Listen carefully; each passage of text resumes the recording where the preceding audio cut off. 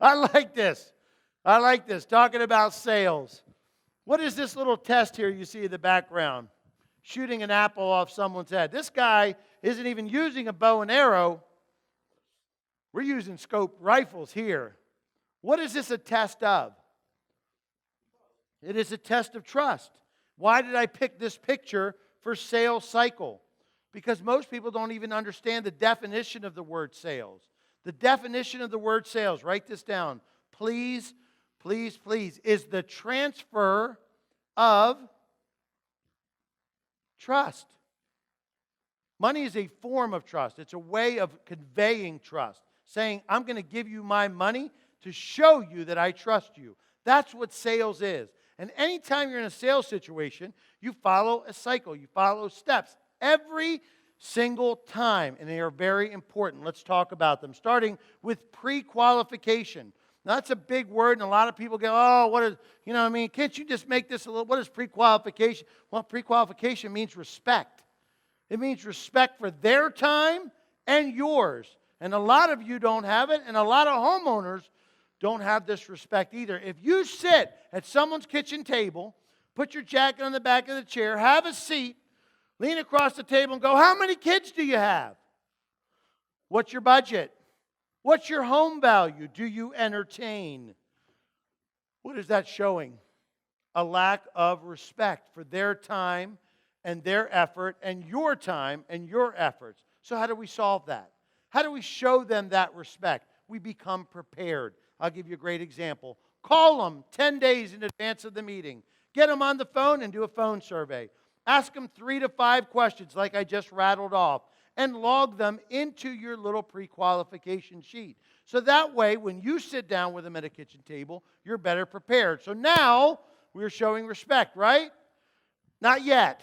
Not yet. Online surveys that you can email them, that you can send them via direct message. This is loaded up on our knowledge-based website. Professionals under sales tools. You send them a survey like this. Have them fill it out. I don't care if you're texting it to an email or direct message. You've talked to them on the phone. Now you sit down at the kitchen table. Are you showing them respect for their time and your own? Yes or no? Yes, absolutely. Let me ask you one more question. What if they don't take your call? They won't take your call. What if you sent them this via direct message, via email, and you texted it to them and they didn't fill it out? What do we do when it comes appointment day? Do we rush over to meet with them? Because they have shown us what? A lack of respect. Will they waste your time? Oh, absolutely. They'll waste your time. You're a landscape contractor. Your time isn't valuable. They'll treat you that way. If they won't do it, don't go visit them. And if they wonder where you are, tell them, answer my damn call. Right? And you will find that you have more time to run your business, less time talking to knuckleheads. Okay? What's the next step? Called qualification. A lot of people call it the discovery phase. Here's where a lot of people and a lot of books get very confused about sales because they feel that sales is all about questioning. We got to ask the right questions. If we're going to ask the right question, we got to know their psychology. There's a lot of psychology in questioning. Well, you're a type A personality. I know you, and I'm a type A, so I can't be a type A. If I'm going to sell to you, I've got to be a chameleon. I've got to change myself to a type B or C or D to sell to you. You know what I say to that? I say it's bullshit. I'm me. I've always been me. When I sit at the kitchen table, I'm still me. Pave, repeat. And when I sit down and talk to you, whatever you are, you are. I'm going to talk to you the way I talk to anyone. When I ask questions of people, I'm not worried about psychology. I'm not worried about open and closed-ended questions. I'm only worried about one thing, and it's direction. What do I mean by that word direction? I mean this. I want to ask them questions that move our relationship forward. That's my objective. I want to make our relationship stronger. I want to ask them questions that move our relationship forward. Let's do an example. Let's do it right now. You are the husband and wife in the room. I am the salesman. I have hung my jacket on the back of a chair. I asked you for a glass of water. You gave it to me. You're sitting there, you're getting a little nervous. How is this going to start? What's going to happen? And I say, wait a minute! Before we begin, close your eyes for a second. Mr. and Mrs. Jones, just close your eyes for a second. Bear with me. Close your eyes. Everybody, close your eyes. Imagine you're on a trip. You're on a trip with your family. Your spouse is with you. You've got a feeling of relaxation that is... Wait a minute. I think I hear music. It's either a bunch of people talking or there's some music. Never mind. A feeling of relaxation, of calm has come over you. You just really feel like a weight has been... I smell something. And it smells delicious. Oh my, you're going to have to tell me what that is. Anyway, you're sitting there, you're laid back, you're relaxed. You can hear that music, you can smell that food. Open your eyes. Open your eyes, everybody. Tell me where you were. Tell me where you were. Were you at the top of a mountain? Were you down by the beach? Who was sitting next to you? What music was that in the background? And please tell me what was cooking, because it smelled delicious. And you're going to see a grin come across their face because you just transported them to where? To one of the best memories of their life. And now they start telling you about this trip, where they were, why they were so relaxed, what they were eating, what music they were listening to. Have we changed the direction of that sales call? Have we changed the direction of our relationship? How many kids do they have? What's their budget? What's their home value? Those aren't questions, folks. Think direction. Take a look at that pre-qualification survey and phone answers that you got and sit down and think. And pre-write 1 to 2, 3 to 5 questions that change the direction. And it's going to be different for a lot of people, and it will change the game. The next phase of the sales cycle is called rapport, another fancy word. What does that mean? What does rapport mean? Well, it means trust. It is the ultimate definition of sales. Right? It's having trust with those individuals. And this is a crazy thing for me, that you think you can go into someone's house, hang your jacket on the back of a chair, take a sip of a glass of water, spend an hour and a half with this couple, lean across the table and say, give me $30,000 in an hour and a half. You've built trust with them in an hour and a half. What does that $30,000 represent? Think about it. Think about it. Let's say a couple in Hartford. They live in Hartford. They got a couple of kids. They make combined $150,000 a year. That's their combined income. Now, the good news is they get to bring home $150,000, right? That's right. We're in communist Connecticut. I forgot. Double C. I'll say socialism. Is that better? So the government takes half. They call it legal theft, legal plunder. Taxes. That's what they call it, taxes. So the good news is you got $75,000 left in your pocket, right? No, you don't. You got mortgage, you got rent, you got insurances, you got bills, you got kids and food and utilities. And what's left? 1,000 or 2, and a year turns to 3, turns to 5, turns to 10, and maybe you've got $25,000 or $35,000 or $55,000 saved up in a little account, and somebody just hung their jacket on the back of a chair and said, give it to me. In an hour and a half's time. That's the reality, isn't it? Think about who you're competing with. And don't look around the room. Don't look around the room. That's the most nonsensical thing I've ever heard in my life, is that we feel that we compete with each other. You're not competing with each other. You know who you're competing with? These little companies that work out of these brick and mortar buildings. Some of them say BMW on them. And some of them say Audi. And some of them say Mercedes-Benz on them. That's who you're competing with. Who's been to a Mercedes-Benz dealership lately? Huh? Go in and see. Right? You walk in, it's glass and marble and granite everywhere. Hell, you're not even in the door. They go, sir, would you like a cup of coffee? Fuck yeah! I do. I love coffee, absolutely. Yes, they give you a nice cup of coffee. I'm sitting there drinking my coffee. I lean into that G-Wagon, looking in the window. I see a hand come across my stomach. They open the door. Have a seat, sir. Oh, no, I'm just looking. You can look from inside it. Okay, right? Sit down inside it. The door shuts. I look to my right. There's the sales guy sitting there. Before I even realize it, he's reached across. He's got his key in the ignition, turned it backwards, and he's going through the features and benefits of the G-Wagon by Mercedes-Benz. I'm looking for the $25,000, $35,000, $55,000, and here it is. You hung your jacket on the back of a chair, asked for a glass of water, and that's who you're competing with? It's got to change. It's got to stop. You want to build trust with them? Get them off that table. Get them into your truck, and it better be clean, and you better be clean. Drive them to your local dealer. Get them out on that display. Make them walk on everything. Get buckets of water. Have them ready to go, and throw that water across the display. Make them take their shoes and socks off and walk on it barefooted. How does that feel?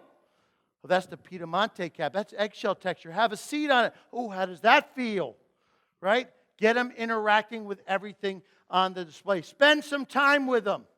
And when they're done and they've picked out all products and styles and they've got their little sample trays with them, tell them you're not taking them home yet. Take them to Mrs. Smith's house. That lady who you know loves you and loves the work you did, and you go knock on her door. Mrs. Smith, this is Mrs. Jones. Mrs. Jones would like a patio like the one that you have. Do you mind if we go look at it very quickly? Oh my God, no.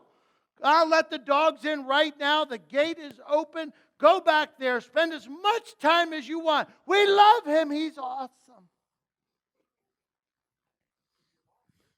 Then you take them back home, and they're going to write you a check for $25,000 or $35,000 or $55,000 because you've built trust. And it doesn't happen at a kitchen table in an hour and a half. It never has.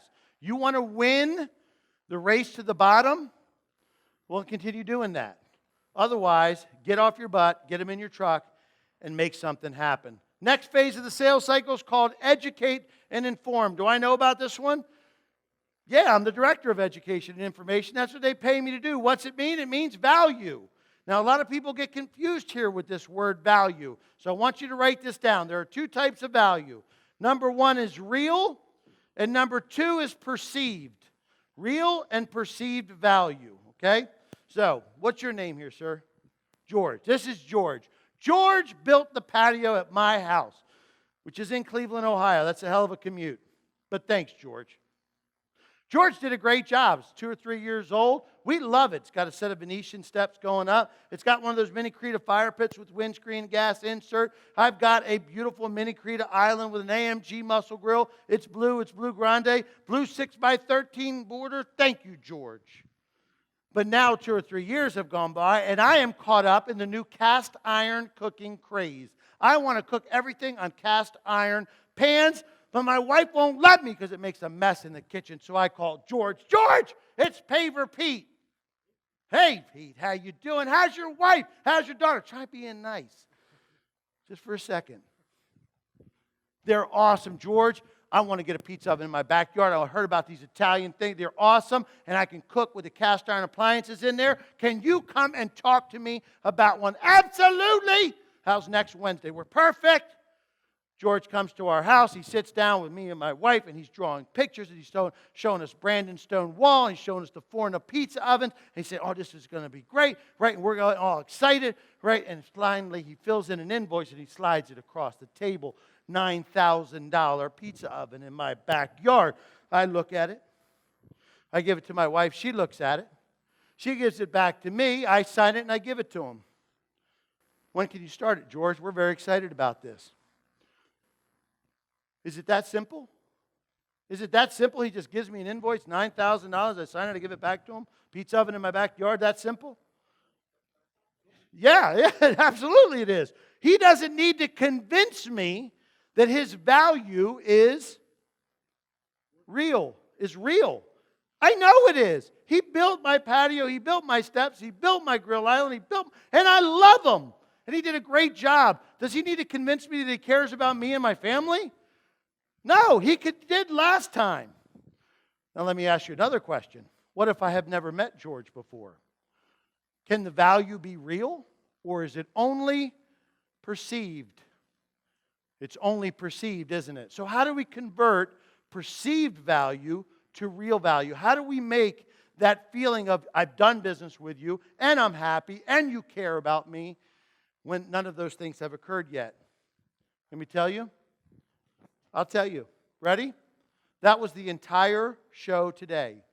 Everything we did today was about converting perceived value to real value. Every time I put an animation on the screen, what did I tell you? Download it. I told you to download it. Put it on your phone, put it on your Android, didn't I? And I said, show it to those homeowners. Every time we put a video on the screen, I told you they would be loaded up on our YouTube channel showing the manufacturing and how that adds value. Every time Chris drew a picture on the screen of a cross-section of a permeable pavement, a segmental retaining wall, a rain harvesting system, and it was up there on the screen, what did I tell you to put in the upper right-hand corner? Your logo. And I told you to laminate it and put it into your briefcase. Every time we turned to that catalog, that spec guide, or we showed you how to navigate our knowledge-based website, we were teaching you how to convert perceived value to real value. If you paid attention today, you know how to do it. The next phase of the sales cycle, most people would tell you, is the close. But I hate closing. I despise it. I don't even like selling. I like it when people buy from me. I don't want to look at a couple and say, we take American Express. I want them chasing me down the lawn with the American Express black card saying, swipe this. Please. Because when I bring up money, that usually becomes the topic of conversation. And they want to figure out how they can get it for less. And I don't want to have that conversation. I'd rather they just buy from me. So, when I talk to them about their backyard patio, I can obviously build them this 500 square foot patio, our Victorian and running bond pattern, great product, lifetime warranty, rock salt resistant, color through and through, awesome product. And this is a little bigger than average. This is a $14,000, $15,000 backyard patio. I could build this for them.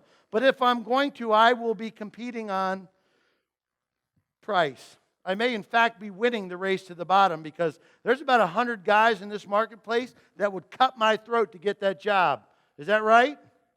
So I don't want to compete on this plane. I want to kick it up a notch. I want to throw some blue and blue grande on it. I want to put a little bump out to it. I want to put a blue 6x13 border on it. I want Brandon stone curbing on one side. I want a Brandon sitting wall and pillar that carries the height of the house to the ground on the other side. And now I'm at about $25,000, $26,000, $27,000 backyard patio at about 600 square feet, and I've got less people gunning for me because a lot of people don't want to take the time and effort to build that sitting wall, that curbing, that bump out.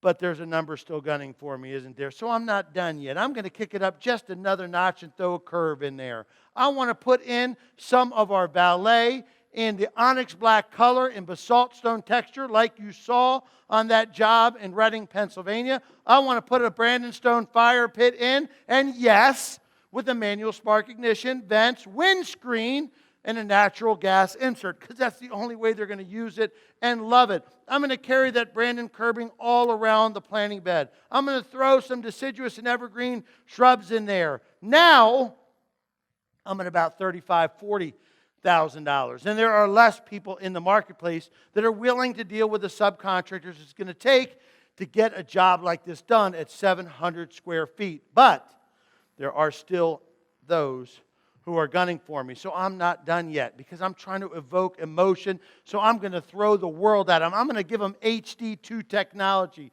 the para slabs. I'm going to put in our Borealis product. Not only am I going to build a Brandon stone wall, I'm going to put a second pillar with lights on it and a Brandon stone fire pit, the Forno fire pit I was just talking to you about. I'm going to give them a beautiful annual and perennial bed around that entire area. And as I'm describing that, they will lean forward and say, wait, we'll do the plantings on our own.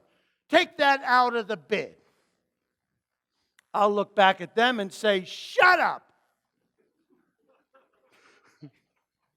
I will not take it out of my bid because you're going to ruin it. You won't amend the soil. You won't irrigate the soil. You won't plant it correctly, and it will die. And I'll be back doing it anyway. So I'm going to save you money by charging you money, and you'll be happy.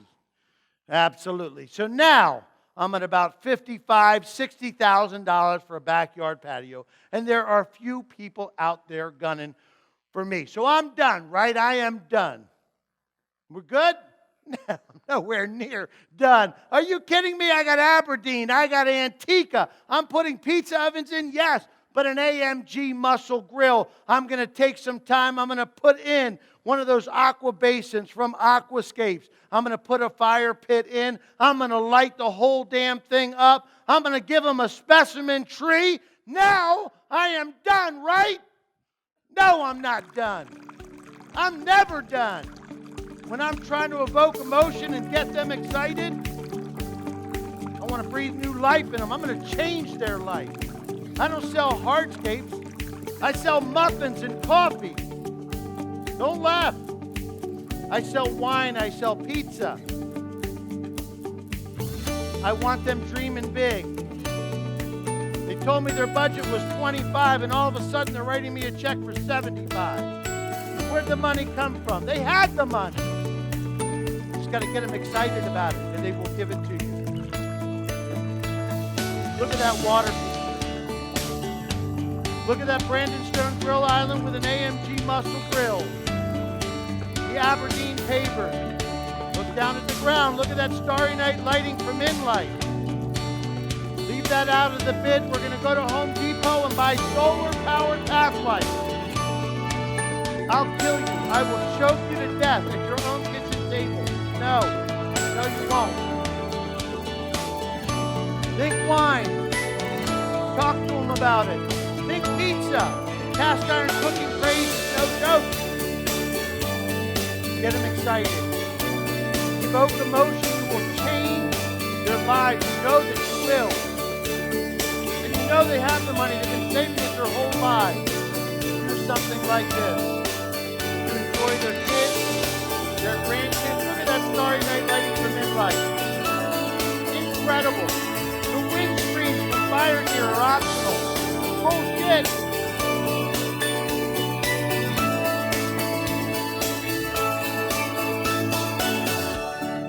That's selling.